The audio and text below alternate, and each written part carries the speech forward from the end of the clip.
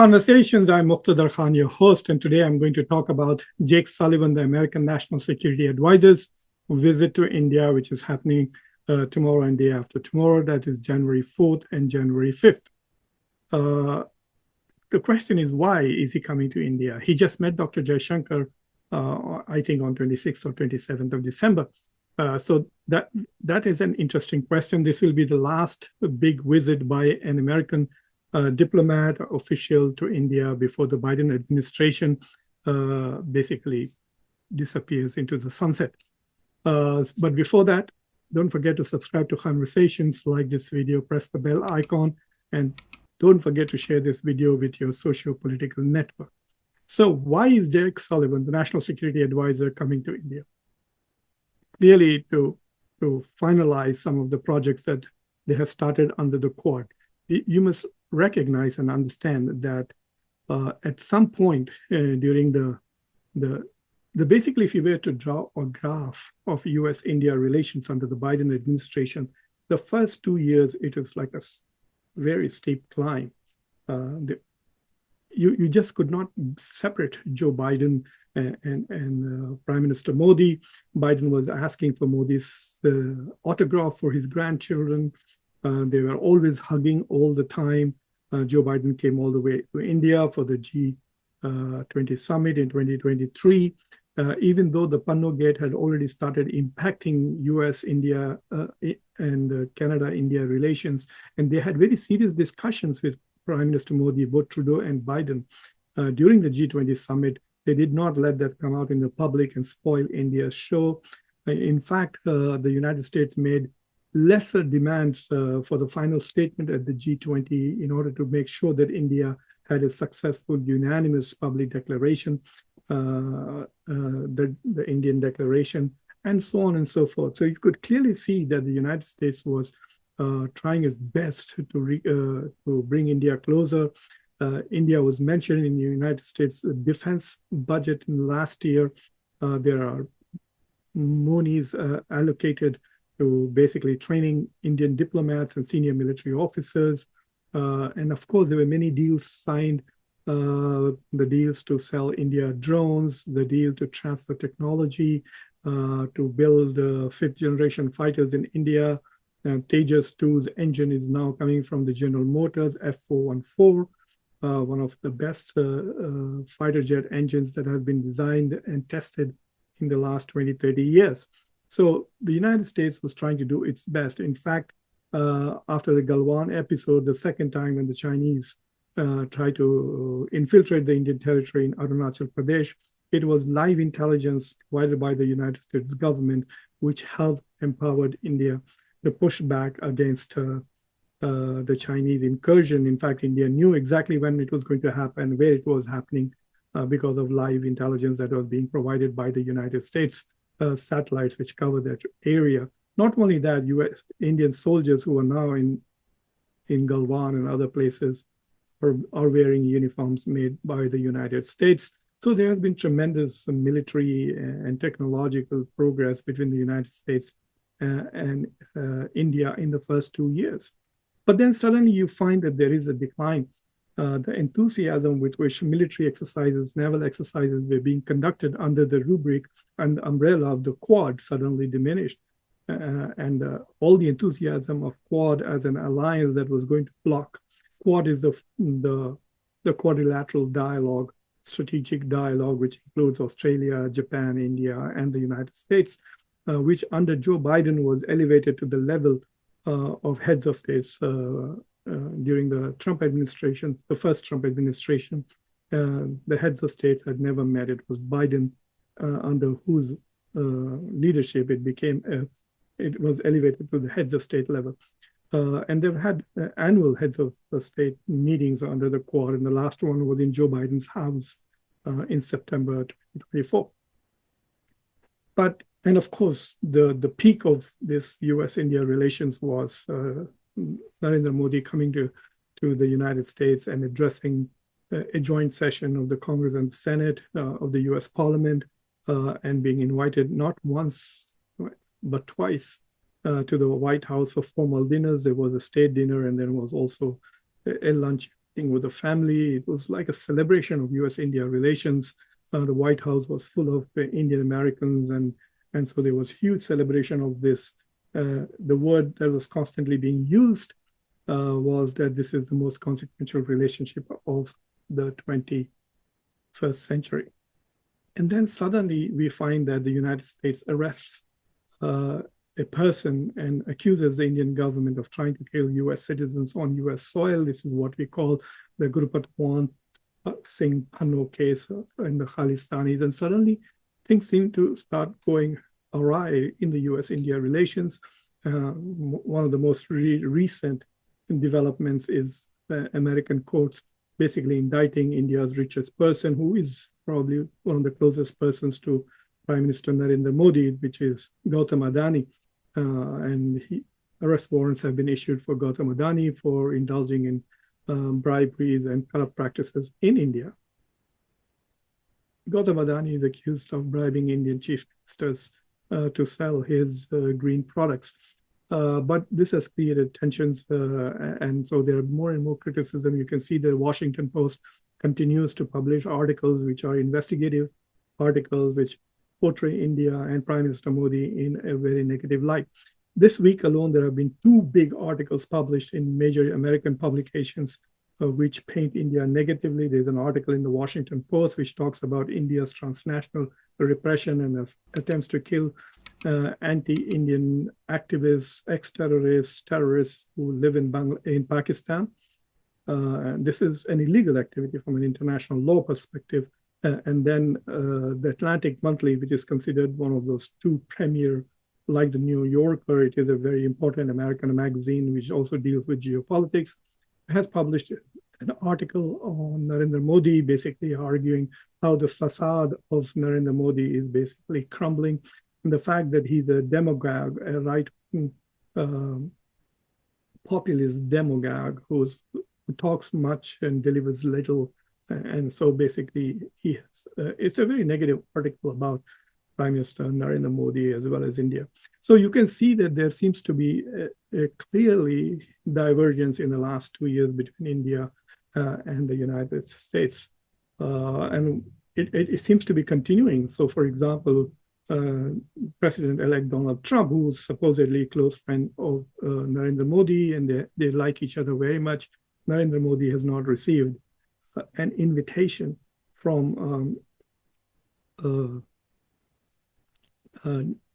Donald Trump for the inauguration, where people like the president, the crazy president of Argentina, El Salvador, Melania from Italy have all been invited, etc. The president of Hungary has also been, Orbán has also been invited, but Narendra Modi, so the so-called best friend of Donald Trump, has not been invited. It is definitely going to dent Narendra Modi's image in India if the inauguration happens without Modi being present.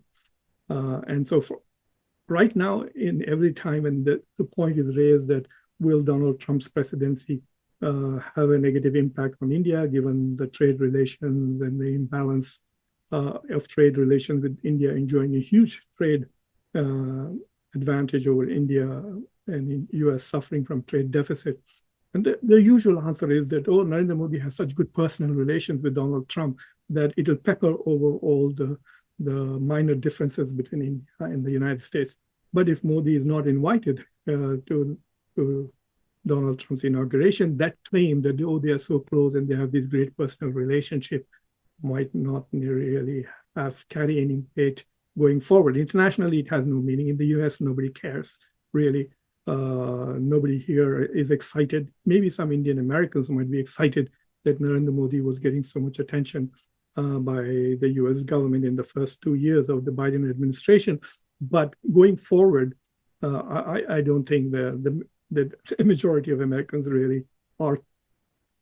I mean, there's no discussion about it really here. Every day in India, they talk about it, but not here at all. So the question really is that what has happened to India US relations in the last 2 years?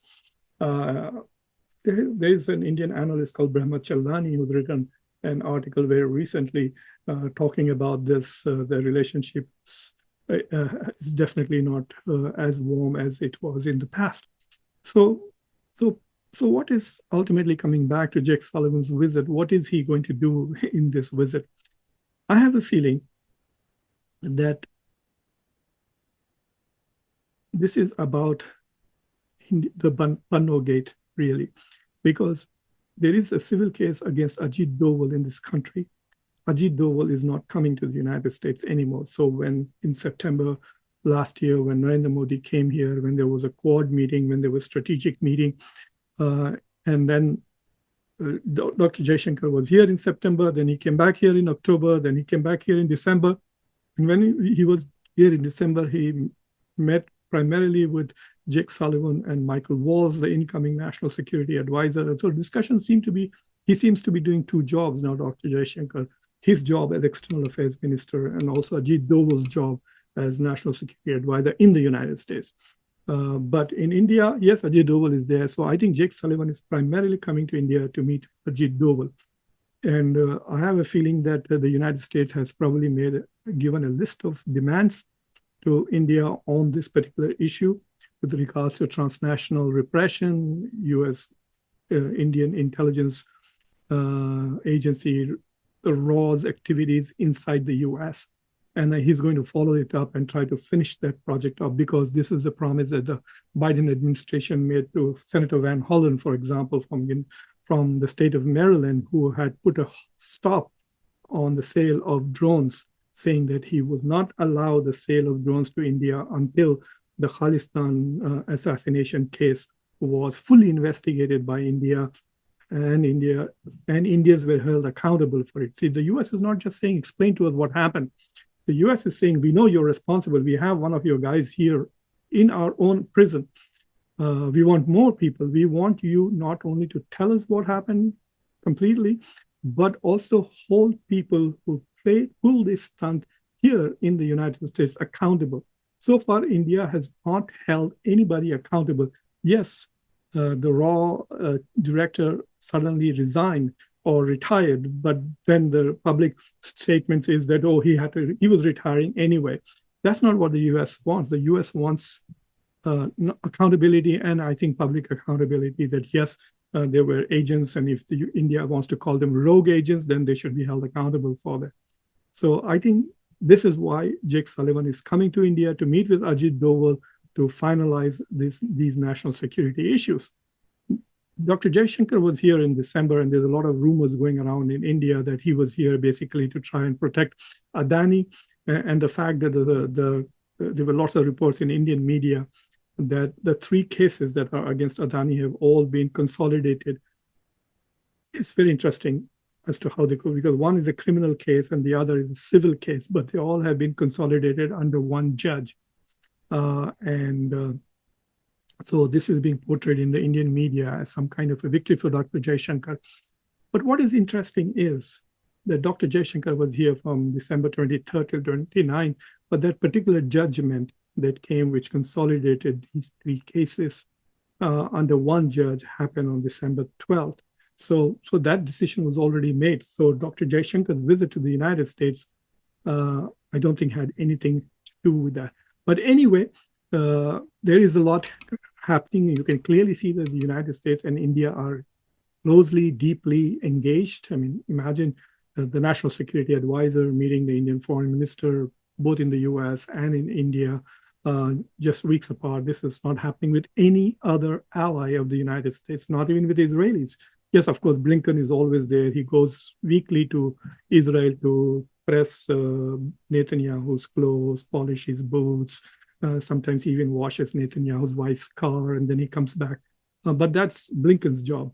But as far as Jake Sullivan is concerned, he has met Jaishankar twice. So there is something very serious happening also, I hope, other than just the Panno Gate and the Khalistani Gate. Indians are taking it very lightly, but I can tell you from an American point of view, the American establishment is absolutely livid and angry with that, with what India tried to do in the United States. I don't know how much the US cares about its ally Canada and the fact that India successfully was involved in the assassination of Niger. I'm not fully aware of that, but I can tell you this much: the American elite I do talk to some people in the government on this indirectly, and they're not happy about it at all, and they should not. I would not be happy if some foreign country tried to kill my citizens in my country, and I am not.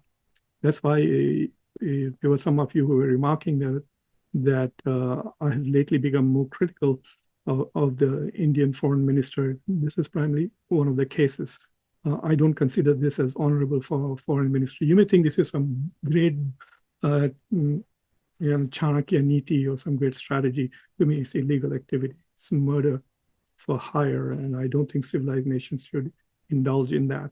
And there are those who try to compare it with the United States. Yes, assassination of bin Laden and assassination of Soleimani of Iran. But remember, the United States had press conferences, and we told the world that we did this. We told the world why we did this. India is not doing that. India is saying we did not do this. There's a huge difference. If India is proud of its strategies to defend its national interests, then it should stand up in public and say, yes, we killed Niger and we killed these people for these reasons, and not basically lie again and again, saying this is not something we did until evidence is pushed into their faces and there are court cases against them. Then they acknowledge that, oh, there's something happening. There are rogue agents in India who are doing these kind of things. So anyway, we will wait and see what further discussions happen after Jake Sullivan's visit to India. It could just be a formality to wind up some documents kind of things, sign up some of the initiatives that were taken to do joint research in critical technologies, and also establish scholarships, etc. It could be something as trivial as that, but I think the US ambassador should be capable of taking care of that. So there is some strategic thinking related, in addition to the things that I've pointed out in this visit. But nevertheless, this is the ending of the Biden-India relations, and there will be a new era opening by the end of the month. We will see what happens. The Trump administration is coming in with a lot of people in the administration who are seen as India friendly. For example, Michael Waltz is considered as a very pro-India, the national security advisor, far more than Jake Sullivan, who was seen as a China sympathizer actually when he came in. Waltz is the president of the India caucus in the Congress. And then, of course, the director of national intelligence is Tulsi Gabbard. The director of FBI is Kash Patel. People who are Hindu Americans. So there is perception that they are going to be very friendly. Marco Rubio, who's coming in as Secretary of State, is also seen as a China hawk, which kind of will automatically these days is assumed as if you are a China hawk, you will be a dove towards India, and so on and so forth. And J.D. Vance, who's the vice president, is married to an Indian American. So there are a lot of connections to India, both culturally and familial. So the perception is that this administration is going to be more India friendly than the past administration. So we shall see what happens.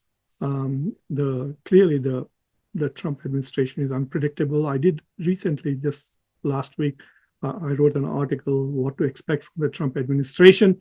You can go read it.